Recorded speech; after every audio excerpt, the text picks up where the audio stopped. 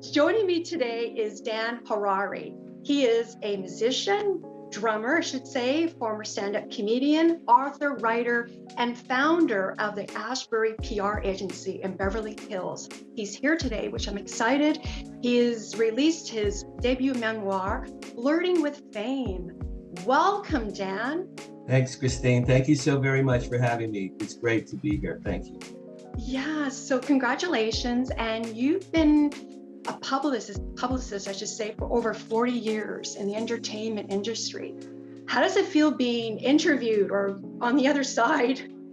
It's the oddest feeling in the world because I have done this for hundreds and hundreds of other people since 1982.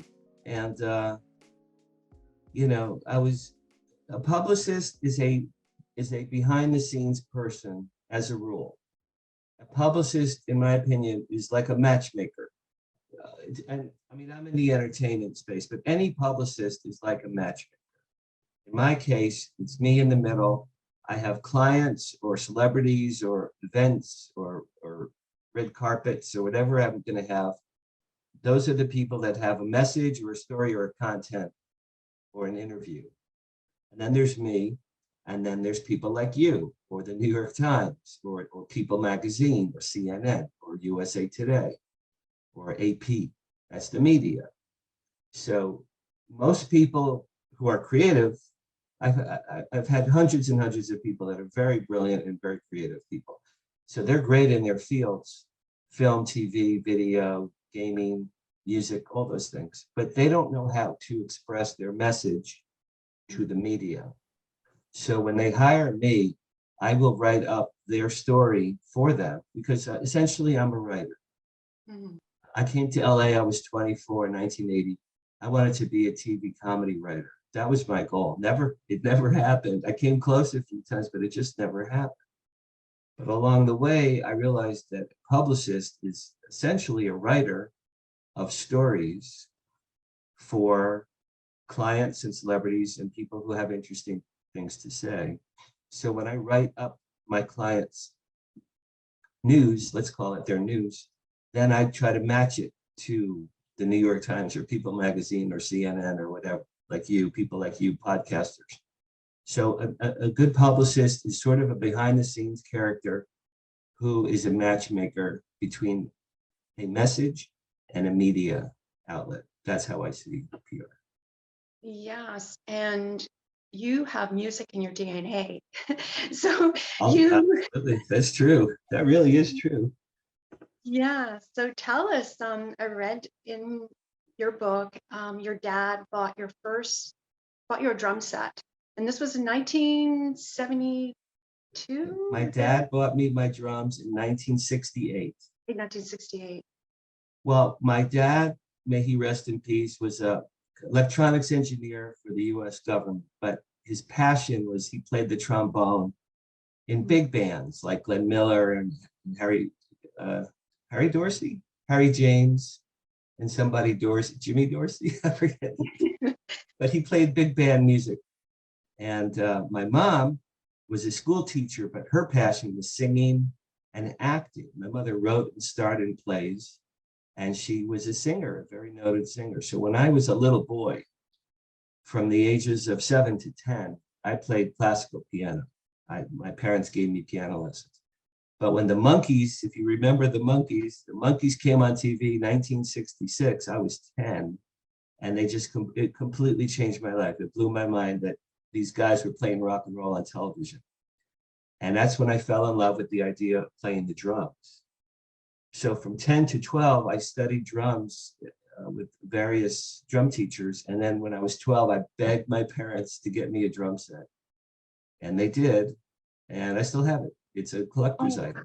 It's a collector's item. But I played the drums from the age of 10 until now. You could probably see my electronic drums. Yes. Are right over there.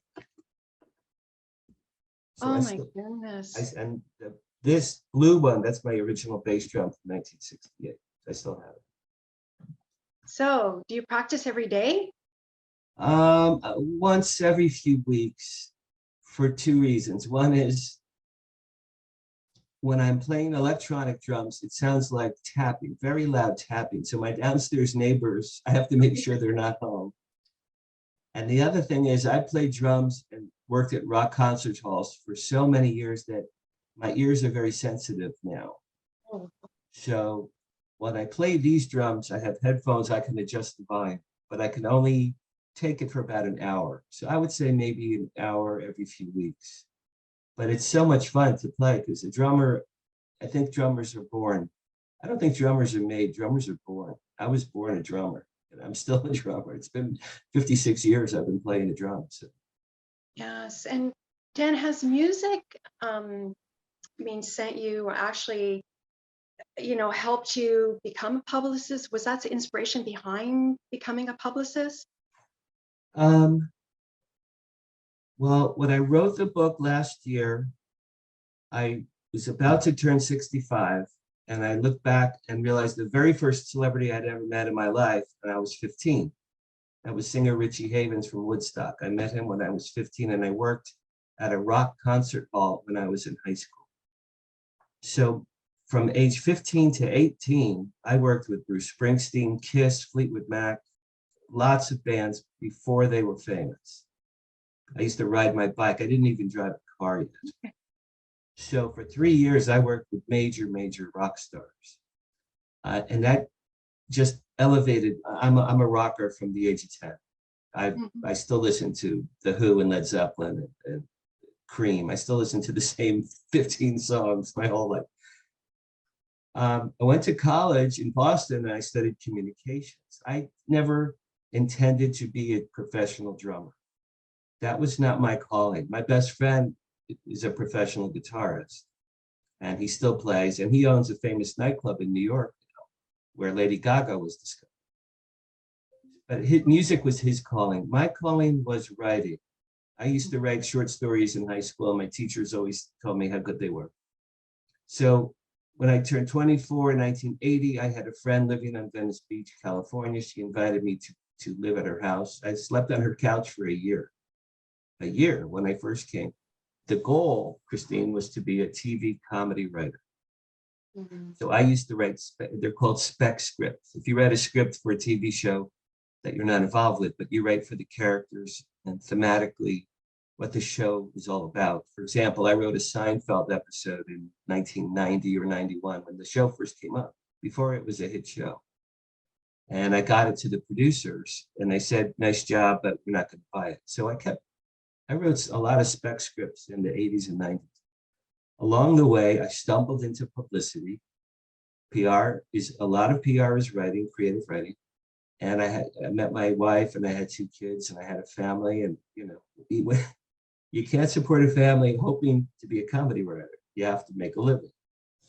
So I stumbled into PR along the way, and I'm still doing it. I have my own firm. My firm is 26 years old. I've been a publicist for 40 years. And my book is a creative writing expression. It's my first book. I have 3 more books coming out in the next 2 years.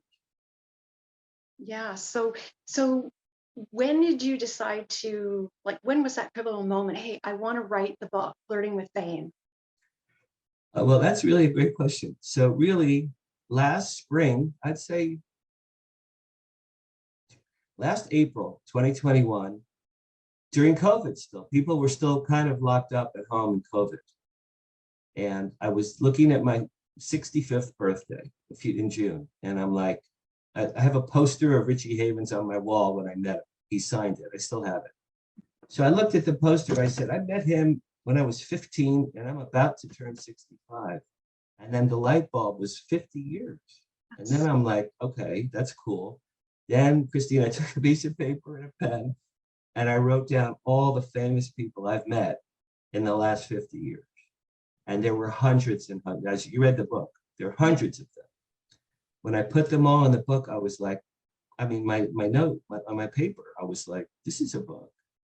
This is a book. So it took me about 3 months to write it. It just came out. Honest to God, I wrote it for my family and friends. Oh. I never, in a million years, I wrote it. I mentioned to a friend of mine who is an author that I had this crazy book. And he told me about a company in Florida that loves books about Hollywood celebrities called Bear Man, B-E-A-R, Bear Man. I emailed the guy, never heard of him in my life. I told him who I was. Here's a sample of my book. He wrote back 1 hour later, Christine, he goes, here's your contract, let's do it. Oh, wow, that's wonderful. So now it's exactly, he and I met last summer. So it's a year, it took a year to digest. I had to get a photos approvals. You saw the photos in my book of me with a lot of celebrities. I had to get photo approvals for all those photos. That took forever. That took about 6 months. Wow. So it was a challenge and a chore, but now that I'm on the other side, I'm so glad that it exists. You know? Yeah. So how does it feel having your memoir out? Like, does it feel surreal? Does it feel like? I did a book signing last September. I did a book signing Saturday, a few days ago, and all my friends and family came. It was at a Barnes and Noble store in Los Angeles, the biggest bookstore in Los Angeles. And I had quite a few people there, and I called it my second bar mitzvah. It was just really, it was so much fun. People were cheering and clapping and laughing. I have a lot of jokes and funny stories. And at the end, my daughter hugged me and she said, Dad, what'd you think? And I said, this is one of the best days of my life. So it was meant to be. It is surreal. I'm thrilled that I lived long enough to see this day. I wish my dad had lived long enough to see this day.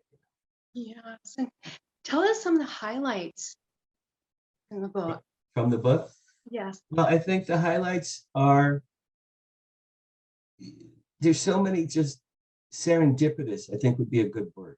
I've met a lot of celebrities because of Hollywood events, but I've met a lot of celebrities just from real life. And none of my friends have. It's just it just seems to happen to me. But, you know, and looking back at 50 years, I worked with Bruce Springsteen in 1973 when I was 16, and he was not famous at all. He used to sleep on the beach. He didn't have a car. He had nothing. So I worked with Bruce Springsteen when I was in high school. I met Jerry Seinfeld in 1981 at a car wash, 12 years before he was famous. The funny stories are I asked Arnold Schwarzenegger for an autograph for my son, and he did not want to give it to me, and he snarled and growled at me, and he did not want to give me an autograph. And I just said, please, Arnold, my son is 8 years old. Come on, you can do it. You can do it, Arnold. You can do it. He's like he did not want to do it, and I was not going to give up. So I got the autograph for my son. When I met Meryl Streep, I was so nervous. I called her the wrong name. I was shaking her hand, and I called her a different name. I called her the name of the woman standing next to me, Carla, because I was so nervous about meeting Meryl Streep. I'm shaking Meryl Streep's hand, and I said, hi, Carla. My name is Dan. Carla, to Meryl Streep. And she looked at me like, you know, the RCA Victor dog, you know, what? So, Julia Louis-Dreyfus from Seinfeld. I have a funny story about her on a red carpet. She had a new dress with a sales tag sticking out of her dress. And I had all of the world's media, CNN and New York Times, dozens of cameras. And Julia's about to walk a red carpet with a tag sticking out of her dress. So I ran up to her, grabbed her. I go, Julia, you have a tag in your dress. She goes, oh my God, do something. So I ripped the tag off of her dress, and we started to laugh so hard we were crying. You know, I've peed in men's rooms with, you know, famous movie stars. It's just serendipitous and funny and offbeat and wacky, but yes, for whatever reason, it just seems like it was meant to be for me. It was like a karmic destiny for me. You know? Yes, no, it's wonderful. But was there like a really memorable, special one, like with Al Gore, or someone that really, that you're so happy like meeting for the first time, or like I mentioned, Al Gore, or Anne Margaret? Anne Margaret was a thrill. It was only a few seconds, but I've had a crush on her for 50 years. And when I met her, I literally said, she came my way at an event. My friend had his camera right there. I knew he was going to get the picture. I said, excuse me. I said, I've been waiting 50 years to meet you. Can I get a picture? And she said, oh, isn't that sweet? So I was with her for 15 seconds. But yeah, meeting Anne Margaret was very cool. Meeting Steven Spielberg, I always knew I'd meet him someday. I knew it from when I saw Close Encounters, my favorite movie of all time. His mother used to have a restaurant 1 block down the street from where I live right now in Beverly Hills. His mom had a restaurant a block from my house. I used to eat there. His mom passed away. Anyway, when I met Steven, I said, Steven, your mother makes the best blintzes I've ever had in my life. And he goes, yeah, you're right. She does. So Steven and I bond. What's I going to say? E.T. is great, or Schindler's List is great, or Jurassic Park. People tell him that his whole life. I told him that his mother made great blintzes. And he said, yeah, you're right. She does. So that was my moment with Spielberg. Meeting Mel Brooks, a huge fan of Mel Brooks. I met him with my mother at an event. My mother and Mel Brooks went to the same high school in Brooklyn. So when I met Mr. Brooks, I said, Mr. Brooks, my mother went to your high school, and they spoke for about 15 minutes about high school in Brooklyn. So I've had some very wonderful moments like that. Yes. And Dan, what would you like people to take away from your book? I think the theme really is, and I mean this sincerely, not that there's nothing special about me. I'm a good creative writer, and I'm a good storyteller. People are telling me that I'm a good storyteller. I said, okay. My agent says I'm a gifted narrator. I'm like, okay, that's cool. But I'm like every man. I'm every man who came to Hollywood. I had $6. I had no car. I had no money, no connections, 1 suit. I had nothing. And years, and I knew I would make myself. My father said, you're going to make it in Hollywood. Hang in there. You're going to make it someday. The early years, I was penniless. There were days I didn't have food. So I knew that I was meant to be in Hollywood for whatever reason. And meeting major, biggest stars in the world. It's just, I see it, Christine, as every man. I'm not Bruce Springsteen. I'm not Jerry Seinfeld or Steven Spielberg or Howard Stern, who I went to college with. I'm every man. So I'm seeing these Hollywood stars through every man's eyes. And that's why my stories are funny, because I'm not anything great or terrific, but my stories are, So. Yeah, and this book is for people who are in the entertainment industry, or for someone who wants to, read from your stories, Yeah, my best friend Peter said, this book is a must read for anyone who loves the entertainment industry. And I would say, yeah, because I just was behind the scenes for 40 years at so many events and companies and red carpets and parties. So if you want, again, I represent every man. And if you read it, you'll see how an every man was like meeting Bob Hope and Milton Berle and Steve Allen and getting winked at by Jerry Lewis and spending a day with Mary Tyler Moore. I just stumbled and bumbled, and these things happened. And Christine, I didn't realize it was a book really till last year when I wrote down the names. And I'm like, this is probably a book. It didn't even occur to me till last year. This might be a book. And then the book just happened in 2 seconds. And it really was meant to be. I'm thrilled. It's on Amazon, people. Yeah. Flirting with Fame. It's on Amazon. Please buy my book. That would be great. That would be great. No, it's inspiring, Dan. Congratulations. And what is next for you? Well, my next book is a book that it took 42 years to write. 42 years to write. And it's about my history with women. I've been with a lot of women in my life, good, bad, and ugly. It's the women I've loved and lost or never loved at all.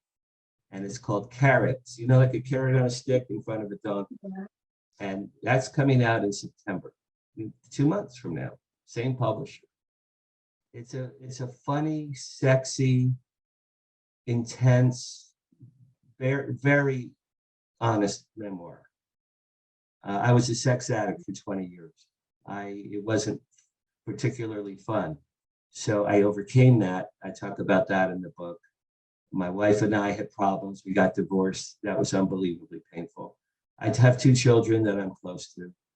but that's my next book. And then the one I'm really excited about next March is a science fiction book called After They Came. And that comes out next March. It's about two aliens who come to Earth and save mankind. And that one I dedicated to my father, and that's the one I'm really excited about. Wow, that's great. Is there anything else, Dan? I mean, you got your firm still, like. I still do PR. I have less clients these days than I used to have. I represent a wonderful Hollywood restaurant called Musso and Frank. It's the most famous restaurant in Hollywood. It's 103 years old. I was blessed when I met the owners.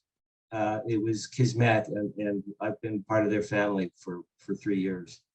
So that's one of the great clients I ever had. It's a restaurant. I go there all the time. I can eat there and drink there and take women that I'm chasing after for dates there and birthday parties and celebrations there. I'm 66. I'm slowing down. I'm not not what I was years ago. Wow. But I still do PR, and I still have the books, and meeting people like you. It's just really fun for me. It's a whole entirely different experience to be on the other side of the curtain, as they say.